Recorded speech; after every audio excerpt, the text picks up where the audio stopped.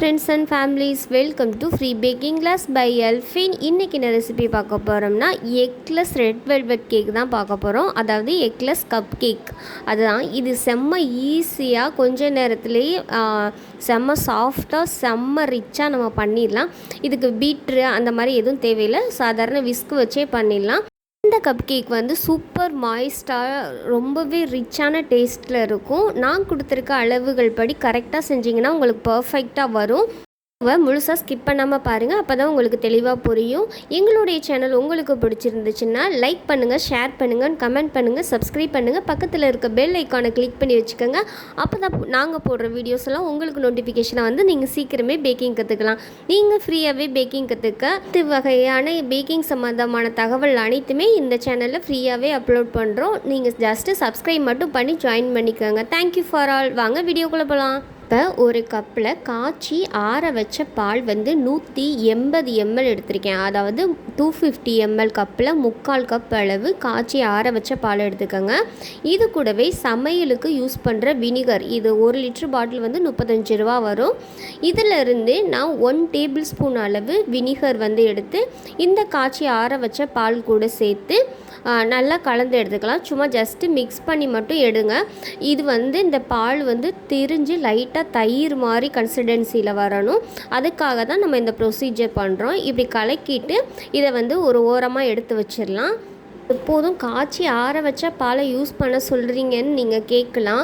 ஏன்னா நீங்கள் காய்ச்சாத பாலை வச்சு யூஸ் பண்ணும்போது அது கெட்டு போச்சா இல்லை நல்லதாக இருக்கான்னு சொல்லிட்டு நம்மளுக்கு கரெக்டாக தெரியாது. ஒருவேளை கெட்டு போன பாலை வச்சு நீங்கள் பண்ணிட்டீங்கன்னா அது வந்து ஃபுட் பாய்சன் ஆயிரும். அதனால தான் நம்ம காய்ச்சி ஆற வச்ச பாலை வந்து இந்த ரெசிபிக்கு நம்ம யூஸ் பண்ணுறோம். இல்லை எல்லா ரெசிபிக்கும் அப்படி தான் யூஸ் பண்ணுவோம்.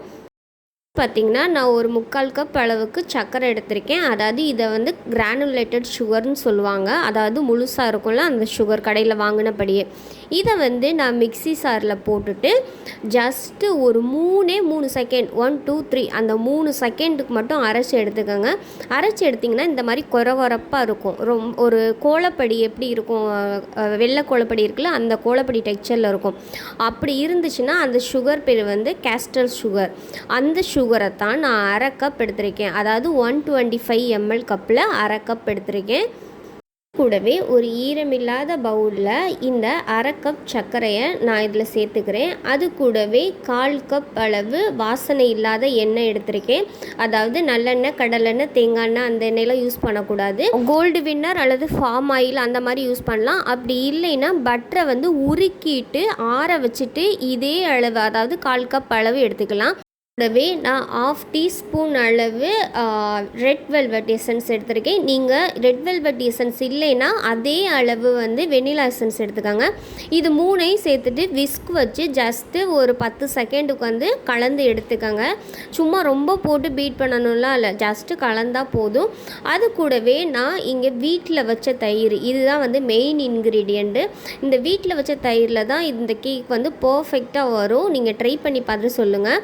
இந்த வீட்டில் வச்ச தயிர்லேருந்து 2 டேபிள் ஸ்பூன் அளவு, அது ஒரு டேபிள் ஸ்பூனோட எம்எல் வந்து 10 ml. அந்த 10 ml 2 டேபிள் ஸ்பூன் அளவு தயிர் எடுத்துகிட்டு அதையும் இது கூட சேர்த்து நல்லா அந்த தயிரோட கட்டியாக இருக்கும்ல அதெல்லாம் கரையிற அளவுக்கு விஸ்க் வச்சு நல்லா கலந்து எடுத்துக்கிறேன். இது கூடவே நான் லிக்விடு ரெட் ஃபுட் கலர் இருக்குல்ல அது வந்து எடுத்துக்கிறேன். நீங்கள் ஜெல் கலர் யூஸ் பண்ணுறா இருந்தாலும் யூஸ் பண்ணிக்கலாம். அப்படி இல்லைன்னா சூப்பர் ரெட்டுன்னு சொல்லிட்டு கடைகள்லாம் அதை கூட நீங்கள் சேர்த்துக்கலாம். சூப்பர் ரெட் சேர்க்கும்போது ஒரு பிரைட் ரெட் கலர் கிடைக்கும். நான் இப்போ லிக்விடு ஃபுட் கலர் வந்து 1/2 டீஸ்பூன் சேர்த்துட்டு இந்த சூப்பர் ரெட் கலர் வந்து ஒரு 5 ட்ராப்ஸ் வந்து விட்டுக்கிறேன். இப்போ விஸ்க் வச்சு கலக்கும்போது ஒரு பிரைட்டான ரெட்டாக தெரியும். ஆனால் நம்ம ஃப்ளாரு மற்றதெல்லாம் சேர்த்ததுக்கப்புறம் அது கொஞ்சம் டல்லாயிரும். அப்புறம் பேக் பண்ணோன்னா நல்லா டார்க்காக வந்துடும். இப்போ எக்ஸாக்டாக பார்த்திங்கன்னா ஒரு நல்ல பிரைட் கலர் ரெட் கலர் கிடச்சிருக்கு. இப்போ இதிலே இந்த சுகரு அந்த தயிர் எல்லாம் கரையிற அளவுக்கு நல்லா கலந்துக்கங்க. அதுக்கப்புறம் நம்ம ஃபஸ்ட்டே ரெடி பண்ணி வச்சுருந்தோம்ல பட்டர் மில்க், அதாவது பாலில் வினிகர் சேர்த்துருந்தோம்ல, அது இப்படி தான் தயிர் மாதிரி திரிஞ்சிருக்கும். அதை வந்து இந்த கலவை கூட நம்ம ஃபுல்லாத்தையும் சேர்த்துக்கணும். அதாவது 180 ml அளவுக்கு நம்ம சேர்த்துருக்கோம். இது எல்லாத்தையும் சேர்த்துட்டு நல்லா எல்லாம் மிக்ஸ் ஆகுற அளவுக்கு ஒரு டைம் வந்து நல்லா கலந்து எடுத்துக்கோங்க. வந்ததுக்கப்புறம் இது மேலே ஒரு ஜல்லடை வச்சுட்டு கரெக்டாக 250 ml கப்பில் 3/4 கப் அளவு மைதா எடுத்திருக்கேன். அது கூடவே 1 டேபிள் ஸ்பூன் அளவு டார்க் கோகோ பவுடர் எடுத்திருக்கேன். அது கூடவே 1/2 டீஸ்பூன் அளவு பேக்கிங் சோடா, 1 பிஞ்ச் அளவு உப்பு, இது எல்லாத்தையும் சேர்த்து நல்லா சலித்து கலந்து எடுத்துக்கிறேன். டீயில் நல்லா கட்டிகள் மாதிரி கோகோ பவுடர் அப்படியே இருக்கும். அதை நல்லா நசுக்கி விட்டு நீங்கள் சலித்து எடுத்துக்கோங்க. அதை தூக்கி போட்டுறாதீங்க. இப்படி நல்லா சலித்து எடுத்ததை வந்து விஸ்கு வச்சே நீங்கள் அது கட்டிகள் எதுவும் இல்லாத அளவுக்கு, அதாவது லங்ஸ் எதுவும் ஃபார்ம் ஆகாத அளவுக்கு விஸ்கு வச்சு நல்லா கலந்து எடுத்துக்கோங்க. அதுக்கப்புறம் இந்த மாதிரி ஒரு தோசை பேட்டர் இருக்கும்ல, அந்த மாதிரி ஒரு டெக்ஸ்சரில் தான் இந்த கலவை இருக்கும். அது தண்ணியாக இருக்கேன்னு சொல்லிவிட்டு நீங்கள் பயப்பட வேண்டாம். இந்த எக்லெஸ் கேக் வந்து இப்படி தான் இருக்கும். நிறைய பேர்கிட்ட வந்து கப் கேக் வந்து மோல்டு இருக்காது. அந்த மோல்டு இல்லாத பட்சத்தில் இந்த மாதிரி டீ கப் வச்சு நீங்கள் பேக் பண்ணலாம். இந்த டீ கப்புக்குள்ளே நீங்கள் இந்த மாதிரி அந்த கப் கேக் லைனரை வைக்கும்போது கேக்கை வந்து வெளியில் எடுக்க கொஞ்சம் கஷ்டமாக இருக்கும். அந்த கேக்கு வந்து உள்ளேயும் ஒரு சில நேரங்களில் அந்த கப்பு கூடவே ஒட்டிடும். அப்போ எடுக்க முடியாது. அதுக்கு தான் ஒரு சின்ன ட்ரிக்ஸ் சொல்கிறேன். இந்த மாதிரி கத்திரிக்கோல் வச்சு நீங்கள் கட் பண்ணிங்கனாலே அந்த டீ கப் வந்து கட் ஆகும்.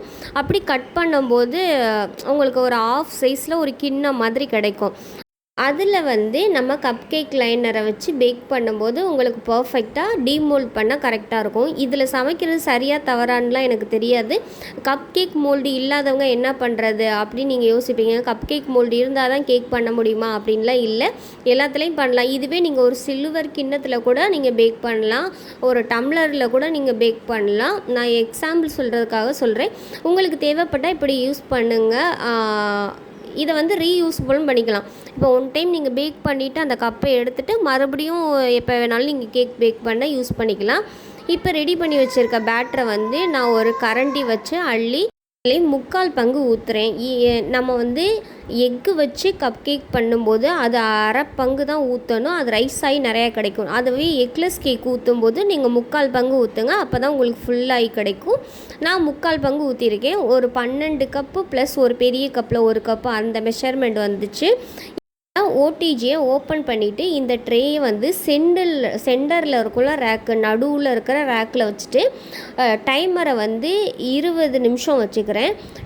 Top and bottom rod section on பண்ணிவிட்டு 180 டிகிரிக்கு 20லேருந்து 25 நிமிஷம் ஆகும். ஒரு சில நேரங்களில் எக்லெஸ் கேக் வேகிறதுக்கு வந்து கொஞ்சம் டைம் எடுக்கும். ஆனால் எக்கு வச்சு பண்ணுற கேக் வந்து சீக்கிரமாக வெந்துடும். எனக்கு வந்து இந்த கேக் வேகிறதுக்கு கரெக்டாக 25 மினிட்ஸ் ஆணுச்சு. நீங்கள் குக்கரில் பேக் பண்ணுறீங்கன்னா இதே டைம் தான். ஒரு 20 நிமிஷத்தில் செக் பண்ணி பாருங்கள். வேகலைன்னா இன்னும் ஒரு 5 நிமிஷம் வந்து பேக் பண்ணி எடுத்துக்கோங்க. இப்போ 25 நிமிஷத்துக்கு அப்புறம் இந்த ட்ரேயெல்லாம் நான் வெளியில் எடுத்து நல்லா சூடு ஆற விட்டுருங்க. சூடோட விப்பிங் க்ரீம் வந்து ஃப்ராஸ்டிங் பண்ணோன்னா க்ரீம் வந்து மெல்ட் ஆகி உருகி ஊற்றிடும். இப்போ நல்லாவே ஆற விட்டுடலாம். அதுக்கப்புறம் தான் நீங்கள் விப்பிங் க்ரீம் ரெடி பண்ணணும். ஆறுறதுக்கு முன்னாடியே பண்ணிங்கன்னா கேக் ஆறுறதுக்கு முன்னாடியே க்ரீம் மெல்ட் ஆயிரும். இப்போ ஒரு ஈரமில்லாத பவுலில் நான் 1/4 கப் அளவு விப்பிங் க்ரீம் எடுத்திருக்கேன். இந்த விப்பிங் க்ரீமை பீட்டரை ஃபஸ்ட்டு ஸ்பீடில் ஆன் பண்ணி கரெக்டாக 60 செகண்ட் நான் பீட் பண்ணி எடுத்துக்கிறேன். ஸ்லோ ஸ்பீடில் தான் ஃபஸ்ட்டு எப்போதுமே க்ரீமை வந்து பீட் பண்ணணும். ஒரு 60 செகண்ட் பீட் பண்ணதுக்கப்புறமா தான் நீங்கள் ஹை ஸ்பீட் போட்டு பீட் பண்ணணும். இப்போ நான் கரெக்டாக 60 செகண்டுக்கு அப்புறம் 1 டேபிள் ஸ்பூன் அளவு ஐசிங் சுகர் சேர்த்துருக்கேன். இந்த ஐசிங் சுகரை சேர்த்துட்டு நல்லா பீட்டரை ஹை ஸ்பீடில் போட்டு பீட் பண்ணி எடுத்துக்கிறேன். பண்ணதை வந்து ஒரு பைப்பிங் பேக்கில் போட்டுட்டு நான் 2D நாசில் வச்சு ஒவ்வொரு கப் கேக்குக்கும் ஒவ்வொரு டிசைன் வந்து போட்டு எடுத்துக்கிறேன். நம்மளுக்கு என்னென்ன டிசைன் வேணுமோ அந்த மாதிரி எதில் வேணாலும் போட்டுக்கலாம். நான் வந்து பைப்பிங் பேக் வெளியில் தான் வந்து நாசில் வச்சு இது பண்ணுறேன். அப்போ தான் நான் ஒவ்வொரு இதுக்கும் ஒவ்வொரு நாசில் போட முடியும். மாதிரி குட்டி குட்டியாக ஒவ்வொரு கப் கேக்லேயும் ஒவ்வொரு டிசைன் போட்டு எடுத்துக்கிறேன். மேலே வந்து ஸ்ப்ரிங்கிள்ஸ்லாம் தூவி செர்ரிலாம் வச்சு அந்த மாதிரி உங்களுடைய க்ரியேட்டிவ் எவ்வளோ இருக்கோ அந்த மாதிரி நீங்கள் வந்து ரெடி பண்ணிக்கலாம். நான் வந்து இங்கே வந்து சும்மா சிம்பிளாக தான் பண்ணியிருக்கேன். ஏன்னா பிகினர்ஸ் எல்லாருக்குமே தெரிகிற மாதிரி இருக்கணும்ல, ஹெவியாக பண்ணோன்னா அவங்களுக்கு புரியாது. அந்த ஒரு ரீசன்னால தான் சிம்பிளாக என்னென்ன போட முடியுமோ அந்த மாதிரி போட்டு எடுத்துருக்கேன். பாருங்கள், நம்ம கப் கேக்ஸ்லாம் சிம்பிளாக நீட்டாக இருக்குது. இந்த கப் கேக் ரெசிபி உங்களுக்கு பிடிச்சிருந்துச்சுன்னா கப் கேக்கோட சிம்பிளை வந்து கமெண்ட் பாக்ஸில் கமெண்ட் பண்ணுங்கள். நானே பார்த்து ரொம்பவே ஹாப்பியாகவே. ஒரு சப்ஸ்கிரைபர் வந்து கேள்வி கேட்டிருந்தாங்க, அவங்களுக்கு நான் பதில் சொல்லிடுறேன். இந்த சிஸ்டர் வந்து என்ன கேட்டிருக்காங்கன்னா, எக்கை வந்து முழு முட்டையாக போட்டு பீட் பண்ணுறதுக்கும், எக்கை வந்து வெள்ளை கரு தனியாக மஞ்சள் கரு தனியாக வந்து தனித்தனியாக எடுத்து பீட் பண்ணுறதுக்கும் என்ன டிஃப்ரெண்ட்டுன்னு சொல்லிட்டு கேட்குறாங்க. எக்கு ஒயிட்டை மட்டும் பீட் பண்ணும்போது எக்கு ஒயிட் வந்து செம்ம சாஃப்டாக ஒரு விப்பிங் க்ரீம் வந்து நீங்கள் ஒரு ஸ்டிப்பிக்காக எவ்வளோதுக்கு பீட் பண்ணுவீங்களோ அந்த அளவுக்கு நம்மளுக்கு ஸ்டிப்பிக்காக ரைஸ் ஆகி கிடைக்கும். அதுவே நீங்கள் முட்டையோட மஞ்சள் கருவையும் வெள்ளை கருவையும் சேர்த்து பீட் பண்ணும்போது அந்த மாதிரி ஒரு டெக்ஸ்சர் வராது. நம்ம போட்டிருக்க ரெசிபி படி நிறைய பேர் வந்து ட்ரை பண்ணி பார்த்துட்டு எக்கு வந்து செப்பரேட்டாக பண்ணும்போது எனக்கு வந்து கேக்கு வந்து செம்ம சாஃப்டாக செம்ம ஸ்பாஞ்சாக இருக்குதுன்னு சொல்லிட்டு சொல்கிறாங்க. அதுதான் உண்மையான ரீசன். நீங்கள் எக்கை வந்து தனியாக பீட் பண்ணி பண்ணும்போது கேக் வந்து அல்ட்ரா சாஃப்டாக இருக்கும். உங்களுக்கு எந்த அளவுக்கு சாஃப்டாக இருக்கும்னா நார்மல் நீங்கள் பேக்கரியில் வாங்குறத விட சாஃப்டாக இருக்கும்னு என்னால் உறுதியாக சொல்ல முடியும். ஏன்னா நீங்கள் வந்து எக்கோட ஒயிட் கருவையும் மஞ்சள் கருவையும் சேர்த்து பீட் பண்ணிவிட்டு கேக் சில் யூஸ் பண்ணுறீங்கன்னா உங்களுக்கு அது பர்ஃபெக்டாக வரும். ஆனால் அதுவே பேக்கிங் சோடா கூட போடாமல் வெறும் பேக்கிங் பவுட்ரு மட்டும் போட்டு கூட நம்மளால் எக் ஒயிட்டை பீட் பண்ணி அந்தளவுக்கு கேக் பண்ண முடியும். நம்மளே நம்ம சேனலில் கூட no cake gel, no baking soda, baking powder எதுவுமே யூஸ் பண்ணாமல் வெறும் முட்டையோட வெள்ளை கருவையும் மஞ்சள் கருவையும் தனித்தனியாக பீட் பண்ணி ஸ்பாஞ்ச் கேக் பண்ணியிருக்கோம், கப் கேக்ஸ் பண்ணியிருக்கோம். அதுவே நீங்கள் ஹோல் எக்கையும் போட்டு பீட் பண்ணி அப்படி பண்ண முடியுமான்னு கேட்டிங்கன்னா அந்தளவுக்கு அல்ட்ரா சாஃப்டாக வராது. அதனால தான் நம்ம வந்து எக்கை வந்து தனித்தனியாக பிரித்து பீட் பண்ணி எடுக்கிறோம். அப்போ வந்து உங்களுக்கு கேக் வந்து எக்ஸ்ட்ரா சாஃப்ட் அண்ட் மாய்ஸ்டாக ப்ளஃபியாக அவ்வளோ ஒரு சாஃப்ட்னஸ்ஸாக கிடைக்கும். ட்ரை பண்ணி பார்த்துட்டு சொல்லுங்கள் சிஸ்டர். அந்த சிஸ்டருக்கு போதுமானதாக இருக்கும்னு நான் நம்புகிறேன். வேறு ஏதாவது உங்களுக்கு டவுட் இருந்துச்சுன்னா கண்டிப்பாக கமெண்ட் பாக்ஸில் கேளுங்க சிஸ்டர், நான் உங்களுக்கு ரிப்ளை பண்ணுறேன். சப்ஸ்கிரைபர் வந்து கேட்டிருந்தாங்க, crumb coat to final cake decoration வர செஞ்சு எப்படி ஆண்டி எவ்வளோ நாள் ஸ்டோர் பண்ணலாம்னு ஒரு வீடியோ மேக் பண்ணுங்க அப்படின்னு சொல்லியிருந்தாங்க. அந்த சிஸ்டரை இன்னொரு கேள்வியும் கேட்டிருந்தாங்க. அதாவது வெறும் ஃப்ராஸ்டிங் பண்ணாமல் வெறும் பிளெயின் கேக்கை எத்தனை நாள் ஸ்டோர் பண்ணலாம், எப்படி ஸ்டோர் பண்ணலான்னு சொல்லிட்டு கேட்டிருந்தாங்க. அவங்களுக்கு நான் இந்த வீடியோவில் வந்து பதில் சொல்கிறேன்னு சொல்லியிருந்தேன்.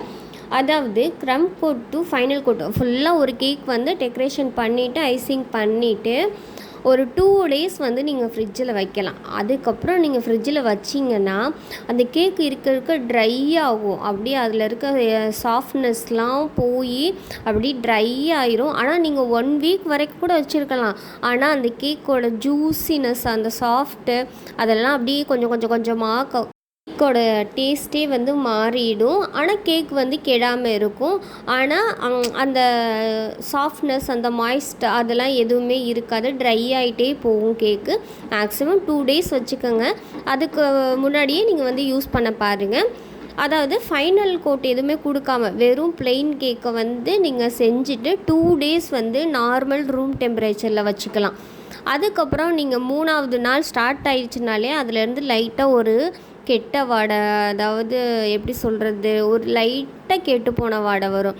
அதுக்கப்புறம் கேக்குக்குள்ளே நீங்கள் வந்து கேக்கு கெட்டுருச்சா இல்லையான்னு அந்த ஸ்மெல்லில் கூட உங்களால் கண்டுபிடிக்க முடியலைன்னா அந்த கேக்கை ஒன்று அதாவது பிச்சு பார்த்திங்கன்னா இந்த வடையெல்லாம் கெட்டு போனால் நூலாக வரும்ல, அதே மாதிரி இந்த கேக்குலேயும் வரும்.